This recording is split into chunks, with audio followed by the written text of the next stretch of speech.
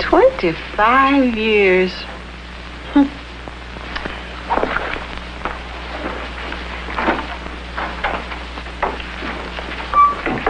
George, do you know what next Tuesday is? Next Tuesday, yeah. Oh, yeah. Do you know what it is? Yes, but do you? Oh, sure. What is it?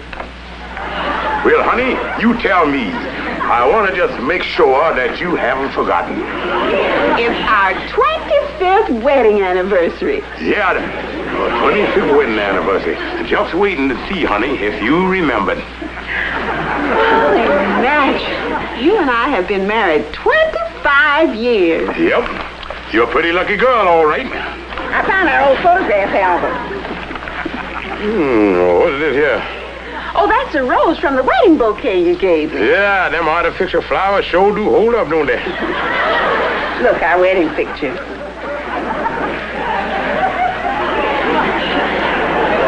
Yeah, but who the fella standing there side you? Oh, why, that's you, George. That's the way you looked when we went away on our honeymoon.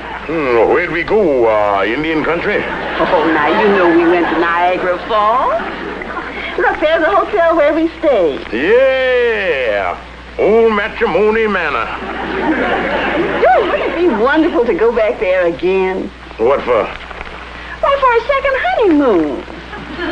George, wouldn't that be a romantic way to spend our 25th anniversary? The same hotel, the same room, everything just like it was 25 years ago. Hey, honey, that's a great idea. I still have the suit I wore when we went away. I saved it. Yeah, I think I got that outfit of mine around here somewhere. I think I'll go see.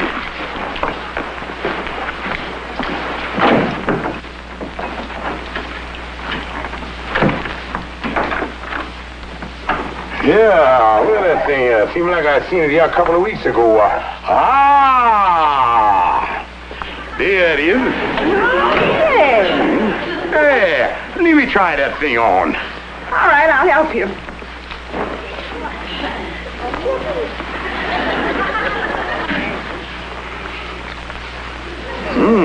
I must have stood a little too close to the fall. This thing here shrunk up a little. Oh, now, George, let's face it. We're both a little heavier than we were 25 years ago at Niagara Falls. Well, I guess I did take on a little weight around the international boundary. Sapphire? Oh, Mama, we're in here.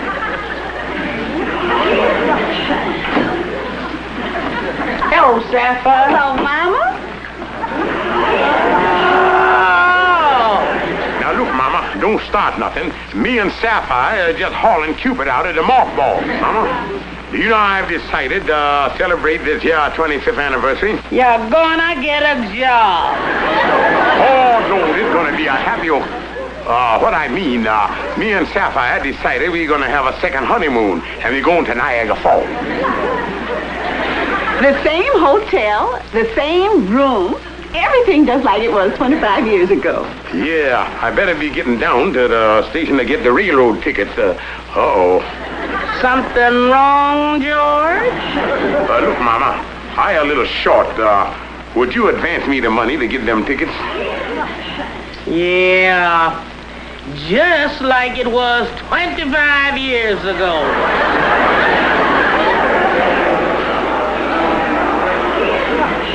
This is the second honeymoon. That's the reason I want the same car and the same seats, just like it was 25 years ago. Well, though.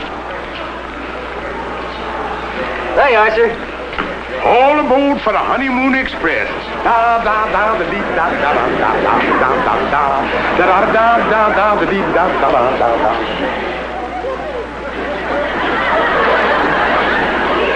Well, Andy, if I do say so myself. I look better than I did 25 years ago. Oh, be careful, Mr. Stevens. That jacket's just basted. Yeah, I bet you had to do a major construction job to get that thing to fit. Oh, I had to add a little material, and I moved the buttons over a little. If you move them buttons over any further, you're going to have to sew them to his stomach. Oh, that's all right, boys. Go ahead and laugh it up. A fella expects a little joshing on his honeymoon, but you make sure and have these clothes ordered up by Tuesday. Oh, don't worry. They'll be ready. Yeah, I got the clothes, I got the ticket, and I got the bride.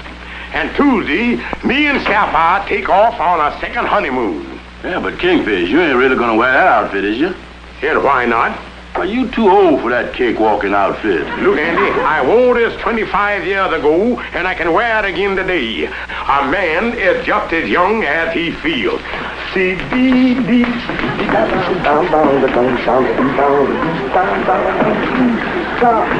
Oh, go to it, Kingfish. Oh, Andy, what would that let go? Was that my jacket or my sacro cracker jacket?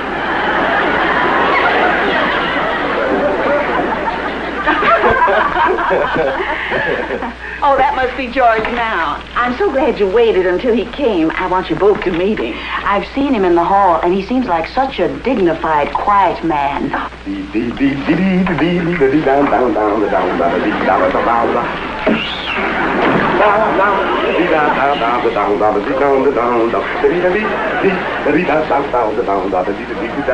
Hey. Ooh, excuse me, I didn't know we had company. George. Just getting into the honeymoon spirit, honey. Well, I know what you mean, Mr. Stevens. Florence and I were just married. Yes, George, this is Florence and Ed Miller, the young couple that just moved in upstairs. Oh, just married, huh? Yes, 3 weeks. Just starting the race. Well, me and the little woman here is just finishing up 25 laps. Yes, we know. And congratulations. Florence and Ed are going to feed our goldfish for us while we're away on our honeymoon. Oh, that's quite neighborly. Oh, we're glad to do it. Well, we've got to be running along. Yeah, thank you. Thank you very much. So nice of you to stop in. Thank you. Yeah, we'll be seeing you. Bye. Goodbye. I say the cutest couple, George. Yeah, honey. They remind me a little bit of me and you 25 years ago. Well, I only hope they'll be as happy as we've been. Well, they will if the boy has as much patience as I've had. What do you mean? Well, the ability to give and take, see the other fella's point of view, two sides to every question and all that stuff. Well, yes, a successful marriage is a 50-50 proposition, all right. Yeah, 50 here and 50 there. It's the childish and little arguments that break up a marriage. Yeah, that kid stuff, it caused all the trouble, all right. If it hadn't been for a childish quarrel I had with Henry Foster, we might never have met. Yeah, I remember you telling me about you blowing your top at him and then went for a walk in the park to cool off. And there you were sitting on a park bench. Yeah, and you come along and dropped your handkerchief to attract my attention. Oh, no, George. You tipped your hat to me and asked me what time it was. I didn't even see you before that. Honey, your memory's slipping a little there. It's as clear as if it was yesterday. You made the first move. You asked me what time it was. Well, if I asked you what time it was because I couldn't see the tower clock on account of you waving that handkerchief around in front of my eyes before you dropped it. I did not drop any handkerchief. Now, look, I was sitting there on that bench just like that. And you come a-walking by. Oh, you was a-walking. And you spotted me sitting there. And you stopped. And your eyes bugged out at my handsomeness. Like that. And then you opened your purse. And you took out your handkerchief. And you waved it all around in front of my eyes. And then you dropped it on the ground. It was pretty corny, but it worked. George Stevens, that's not true. You asked me for the time. You dropped the handkerchief. I did not. You did too. Well, to you. All right, if that's the way you feel about it, you can just forget about the second honeymoon. Well, that's fine with me, and I don't want to go on no second honeymoon with no woman who forgot how she met her husband. And there's your sentimental anniversary present.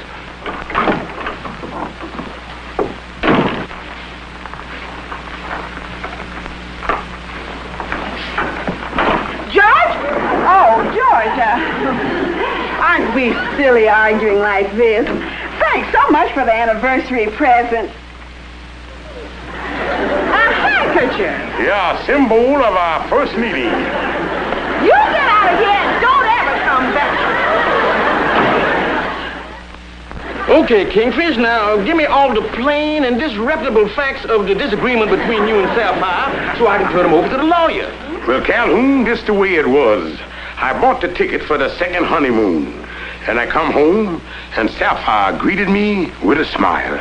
The plaintiff returns home to find his wife in an ugly mood. Then she give me a little kiss. The wife immediately starts nagging. There was a young couple there from upstairs. The place was jammed with vicious hoodlums.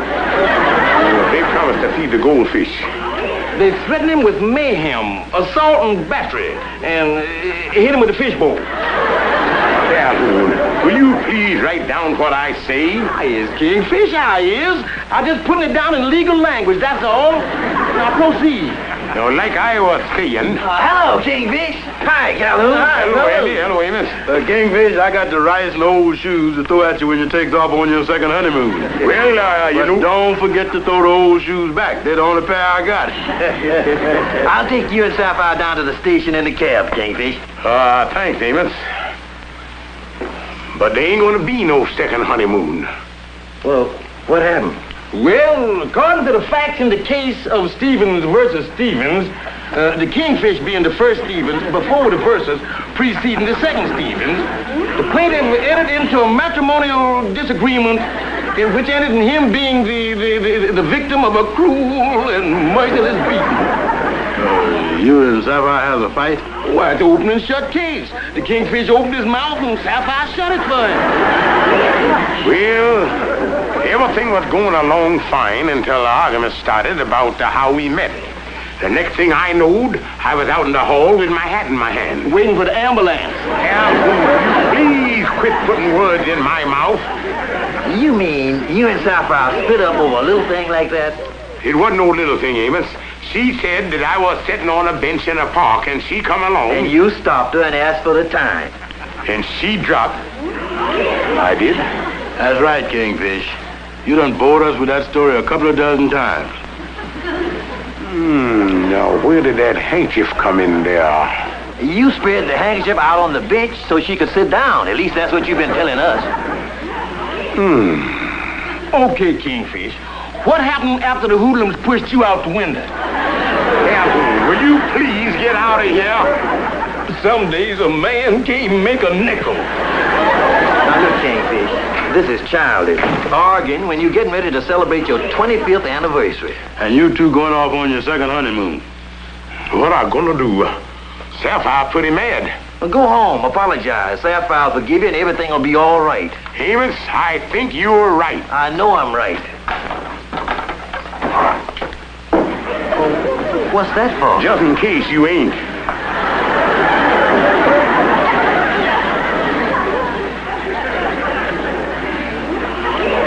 Well, honey, if you say I asked you what time it was, well, that's the way it was. Oh, George, you know, I think that's why our marriage has lasted so long. We're both willing to forgive and forget. Yeah, that's right. Now, what's that? Ed and Florence upstairs. They must be having a difference of opinion. And honey, we knew when we started that the road to romance is going to be a long one.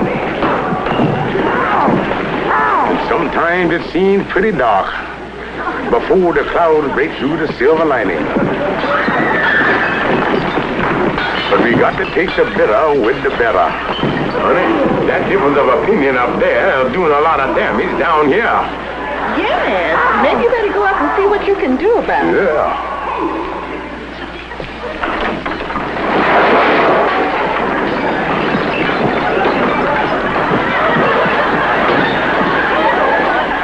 Now let's all have some coffee and talk it over. Yeah, tell us what set off this spontaneous contusion. Well, he said that I was... Oh, back, single file, one at a time. Well, I guess we've been getting on each other's nerves. How? Oh, little things. It started this morning at breakfast. Yes, every time he sits down at the table, he picks up his napkin, flaps it around, and then he sticks it under his chin. And it drives me insane. How about you? The minute you pick up a piece of toast, you start scraping it. Scrape, scrape, scrape. And what about you? Now wait. With the scraping and the banging and the clattering, breakfast at your house must sound like a Spike Jones record.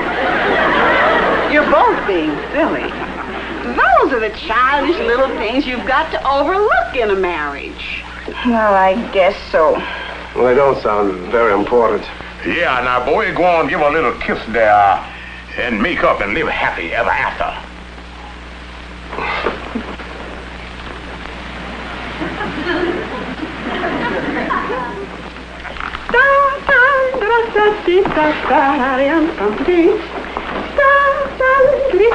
George! Breakfast! Come in, honey.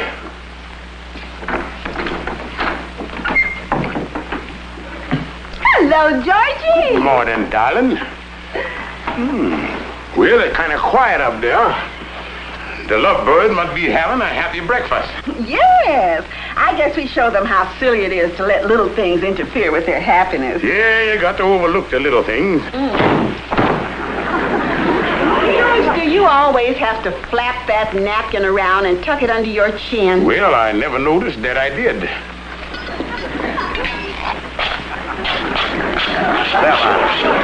Do you have to scrape that toast like that? Well, I've done it every morning ever since we've been married. Yeah, get on a man's nerves with that scrape.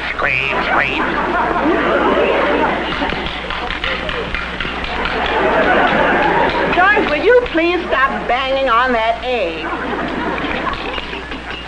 And you have to make all that racket when you stir with that clatter. You do plenty of things that get on my nerves. Like what? Well, for years, you've used our clean towels to shine your shoes. Yeah, and you do a lot of things to annoy me, too. Like what?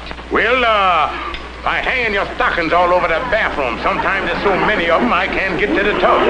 Well, what about the way you squeeze the toothpaste tube? Yeah, and what about the way you leave your hairpins scattered all over the house?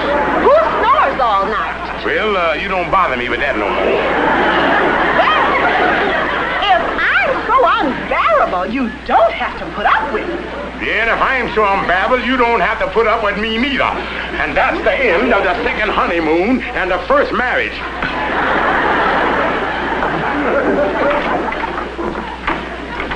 And you dropped the handkerchief.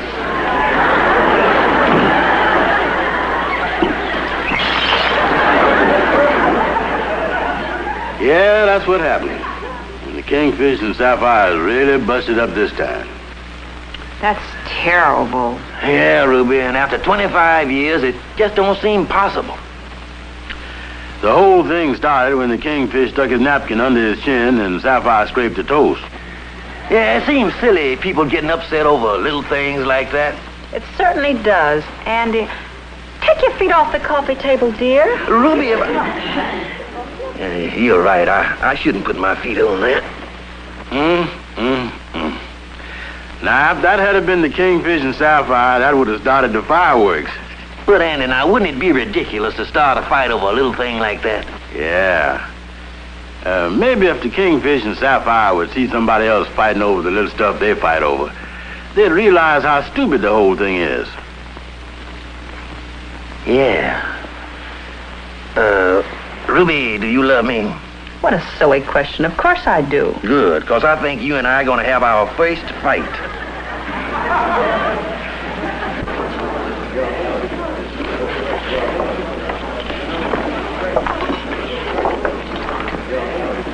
Are you sure Sapphire's coming? Yes, when I invited her, I told her to be here at 7:45. Well, I told the Kingfish 8 o'clock. I wouldn't want them to meet outside or they'd never come in. Oh, hello, Sapphire. Hello, Amos. Hello, Ruby. Would you sit down? Oh, thank you.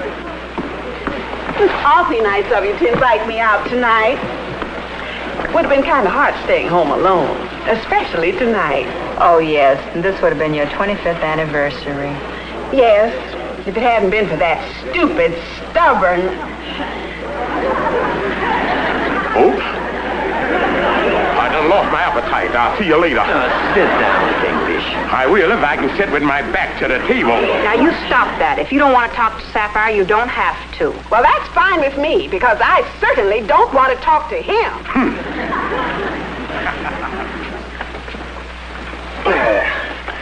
Well, come on, folks, and let's order dinner. Amos, do you have to do that? Well, now, let's see. We'll have a fruit cup, chicken soup, a green salad. Wait a minute.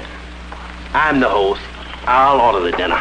You always order the dinner, and you never get anything anyone likes. I never had any complaints. Well, I'm complaining. Well, if you don't like what I order, you don't have to eat. Are you asking me to leave the table? Suit yourself. Very well. I'll be happy to, and if I never... Hold on, ya. What's going on? I've had just about all I can stand of these pesky little things. Amos, Ruby, I'm surprised. You two of all people fighting. What's so surprising about it? You and George fight, don't you? Well, that's something different. Well, what's so different about it? You fight over little things, we fight over little things. And personally, I'm fed up with you noticing every little tiny thing I do. Amos, cut that out. You and Ruby acting like a couple of kids. Haven't you and Sapphire been acting like a couple of kids? Well, perhaps so, but that's different with you and Amos. You love each other. Well, you and Sapphire love each other, don't you? Do we, honey?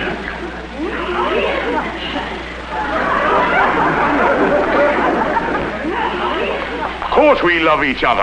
And we've been married 25 years today, and we're going on our second honeymoon. Sapphire, we better hurry or we're going to miss our train. We'll make it, George. We'll see you in a couple of weeks, and don't fight no more. Oh, George, I'm so happy. Yeah, and I'm happy too, honey. And everything gonna be all right now. I done forgot my glasses. Well, I'll go get them for you. That worked perfectly, Amos. You're a good actor. Oh, you're pretty good yourself. They never even suspected that we staged that little fight just to bring them back together. Well, so you and Amos and Ruby staged the whole thing. What are you talking about? Pretty smart, having Amos and Ruby put on that fake quarrel so I'd make up with you. So the whole thing was fake, huh? You know darn well it was. I know nothing of the kind. And if there was anything fake, it was done by you know who. Namely, you. Oh, Kingfish, I'm glad you're still here. You forgot your glasses. Thanks, Amos. How've you seen you?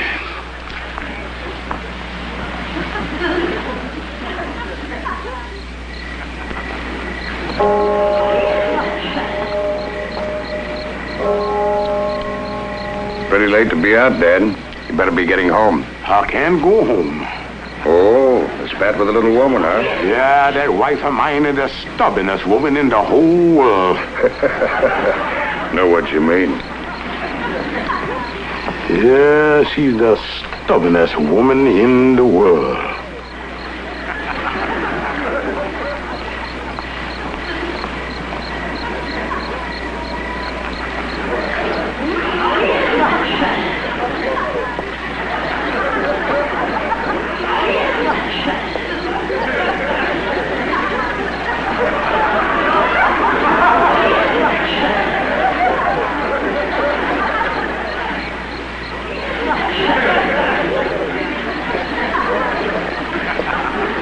Excuse me, but you dropped your handkerchief. Oh, thank you. By the way, beautiful, what time is it?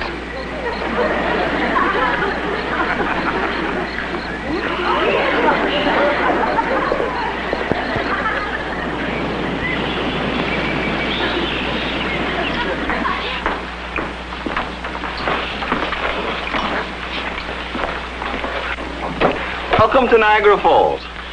That's the same thing he said to us 25 years ago.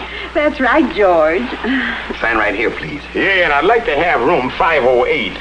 That's the one we had when we were here on our first honeymoon. George, the hotel hasn't changed a bit. Everything's just like it was 25 years ago. George! George! your room, too. Yeah, everything just like it was 25 years ago.